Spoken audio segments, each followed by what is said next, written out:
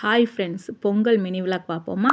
பொங்கலுக்கு முந்தின நாள் நைட்டு கை ஃபுல்லாக மருதாணி வச்சுட்டு, அப்புறம் காலையில் 3 மணிக்கே எழுந்திரிச்சிட்டோம். 3 மணிக்கு எழுந்திரிச்சு நான் என் குழந்த முன்னாடி எல்லோரும் சேர்ந்து ஒன்றா கோலம் போட்டோம். பொங்கல்னாலே கலர்ஃபுல் தான், அதனால் கலராக கோலம் போட்டுட்டு அதுக்கு பிறகு குளித்து கிளம்பி எங்கள் ஊர் அம்மன் கோயிலில் வந்து ஊர் பொதுமக்கள் எல்லாருமே சேர்ந்து சமத்துவ பொங்கல் மாதிரி வைக்கணுன்ட்டாங்க. அதனால் எல்லோரும் சேர்ந்து பொங்கல் வைக்க போனோம்.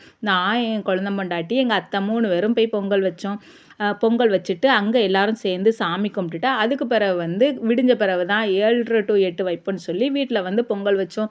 எல்லாருமே 3 பேர் பிள்ளைகள் எல்லாருமே சேர்ந்து ஒன்றா நின்று ஒரே பொங்கலாக தான் வச்சோம். எல்லோரும் சேர்ந்து பொங்கல் வச்சுட்டு அப்புறம் பொங்கல் பொங்கின பிறகு அரிசியெல்லாம் போட்டு பொங்கல் வச்சு போல் சாமி கும்பிட்டுட்டோம். நல்லபடியாக பொங்கல் வச்சு சாமி கும்பிட்டுட்டு இந்த வருஷம் பொங்கல் எங்களுக்கு இப்படி தான் போணுச்சு.